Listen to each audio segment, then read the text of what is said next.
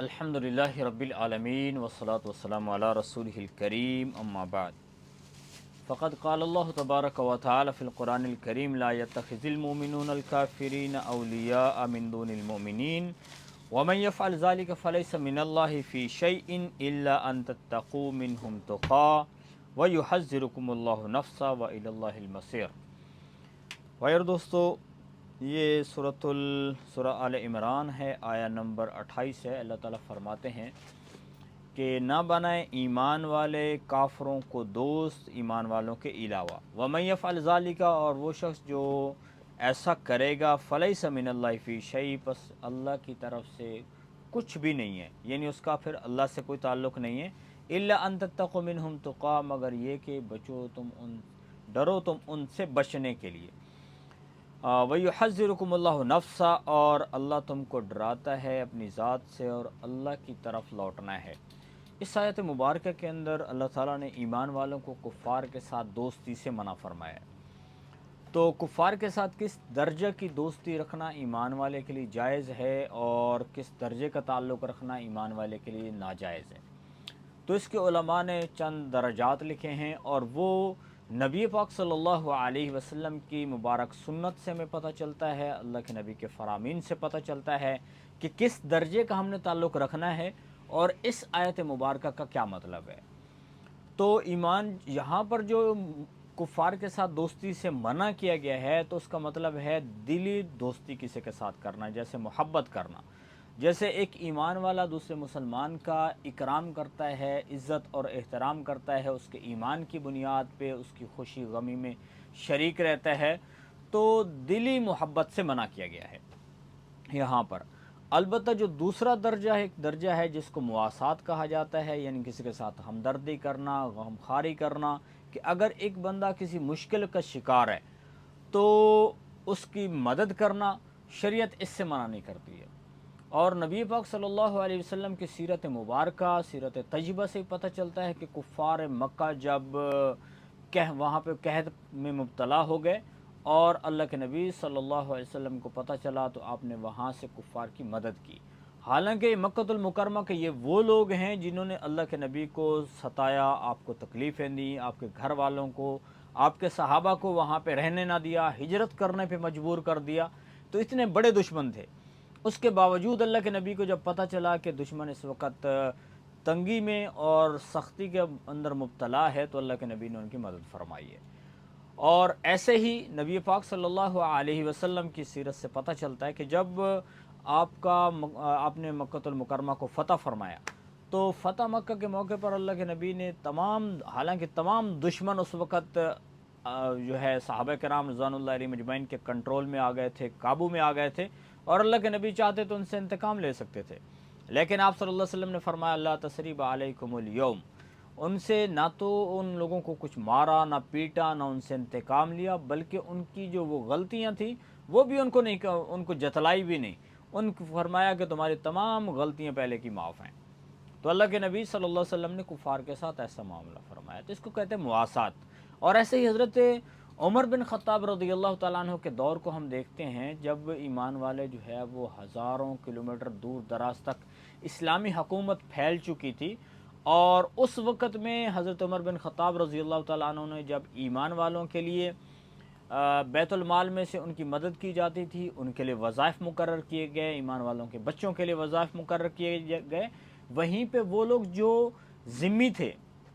یعنی ذمی اس کافر کو کہا جاتا ہے جو مسلمانوں کے ماتحت زندگی گزار رہا ہو، یعنی مسلمانوں کے ملک میں رہتا ہو،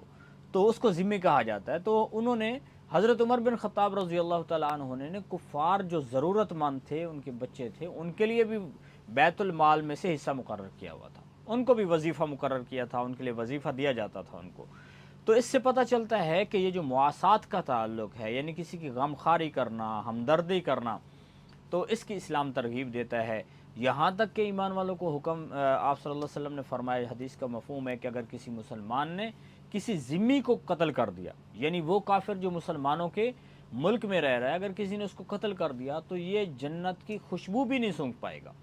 اور جنت کی خوشبو ایسی ہے کہ جو 40 سال دور کی مسافت ہو اور وہاں پہ بندہ کھڑا ہو تو اتنی دور سے بھی وہ جنت کی خوشبو کو حاصل کر لے گا۔ تو ایمان والوں کو یعنی جیسے ایمان والوں کو حکم دیا گیا کہ وہ مسلمانوں کو نقصان نہ پہنچائیں، وہیں پہ جو کفار ان کے متحد ان کے ملک میں رہ رہے ہیں تو ان کو نقصان پہنچانے سے بھی ایمان والوں کو روکا گیا، تو اس کو کہتے ہیں مواسات۔ اور ایسے ہی ایک درجہ ہے جس کو ہم کہتے ہیں مدارت، اور اردو میں اس کو کہا جاتا ہے خاطر مدارت کرنا، یعنی مسلمانوں کے ہاں کوئی اگر کافر مہمان آ جاتا ہے تو اس کا اکرام کرنا، اس کو کھلانا پلانا اور اس کو اچھی جگہ پہ ٹھہرانا، یہ بھی اس درجے کے تعلق میں نہیں آتا جس سے منع کیا گیا، تو یہ بھی ایمان والوں کے لیے رخصت ہے۔ اور بلکہ آپ صلی اللہ علیہ وسلم کی سیرت طیبہ سے پتہ چلتا ہے کہ بنی ثقیف کے لوگ جو مسلمان نہیں ہوئے تھے، مشرک تھے، اللہ کے نبی کے پاس جب آئے ہیں تو اللہ کے نبی نے ان کو مسجد میں ٹھہرایا ہے، تو ان کا اکرام کیا ہے۔ تو کسی مسلمان کا اس طرح سے کسی کافر کے ساتھ تعلق رکھنا، اس میں بھی کوئی حرج نہیں ہے، کسی مسلمان کو کھلا بھی سکتا ہے، مسلمان اس کو کھانا کھلا بھی سکتا ہے، اس کے پاس سے کھانا کھا بھی سکتا ہے، ہاں البتہ اتنا ضرور ہوگا حرام حلال کا خیال کرنا پڑے گا، اور اگر کوئی کافر کو اس کا کوئی چیز بناتا ہے تو اس کے ہاتھ کی بنی ہوئی چیز کو کھا بھی سکتے ہیں۔ اور تیسرا اور چوتھا، یہ تو تیسرا درجہ، اور چوتھا درجہ جو ہے وہ معاملات کا ہے کہ کفار کے ساتھ لین دین کرنا کیسا ہے۔ اسلام اس کی بھی رخصت دیتا ہے، اجازت دیتا ہے کہ ان کے ساتھ کاروبار بھی کیا جا سکتا ہے، اور ان کو اپنے کاروبار میں شریک بھی کیا جا سکتا ہے۔ ہاں اتنا ضرور ہے کہ وہ لوگ کہ جو مسلمانوں کو مارنے پہ تلے ہوئے ہیں تو ان کے ساتھ کاروبار کرنے کی بھی گنجائش نہیں ہے، جیسے کہ آج کل جو ہے وہ اسرائیل میں ہم نے دیکھا اسرائیلی فوجیں جو ہیں وہ مسلمانوں کے اوپر بمباری کر رہی ہیں، اور اس کے اوپر بہت سارے مسلمان ہمارے اسلامک اسکالرز ہیں، انہوں نے بھی آواز بلند کی کہ ان کی چیزوں کا بائیکاٹ کیا جائے۔ تو یہ بھی ایمان والوں کی ذمہ داری بنتی ہے، یہ بھی یوں سمجھیں کہ ان کے وہ جو کاروبار کر رہے ہیں ان کے کاروبار کو ڈیمیج کرنا اس وقت یہ ایمان والوں کی ذمہ داری ہے۔ تو اس وقت میں کہ جب مسلمانوں کو وہ نقصان نہیں پہنچا رہے ہیں، ان کفار کے ساتھ معاملات کرنے کی بھی اجازت ہے۔ ہاں جو معاملات یعنی جو پہلا درجہ ہے جس سے منع کیا گیا ہے دلی محبت، مطلب یہ ہے کہ جو ان کے اپنے کو مذہبی تہوار ہیں، جیسے کہ ان کا کوئی برتھ ڈے منا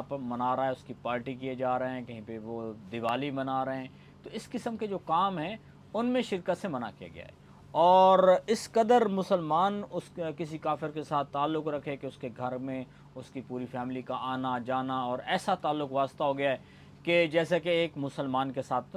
کیا جانا چاہیے، تو یہ بہرحال ایک دلی محبت ہے، اور اس کا تعلق تو چونکہ دل کے ساتھ ہے تو اللہ تعالیٰ نے آگے اسی آیت مبارکہ کے بعد فرما دیا ہے کہ دل کے راز اللہ ہی جانتا ہے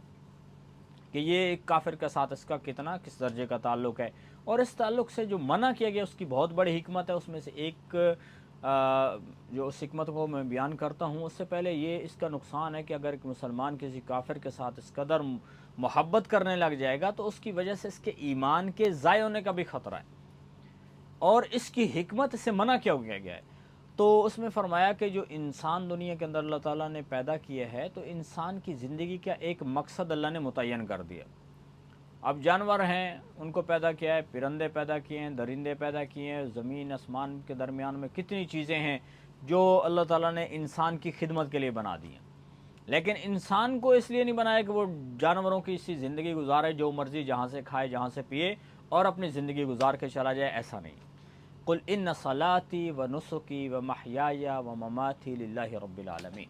یہ ہے ایمان والے کی زندگی کا مقصد، یعنی اس کی زندگی جو ہے کھانا پینا کاروبار تمام چیزیں جتنی بھی ہیں وہ سب کی سب ان کے لیے ایک حد مقرر ہے، وہ سب اللہ کی رضا کے لیے، یعنی اس کی زندگی کا مقصد اللہ کی اطاعت ہے،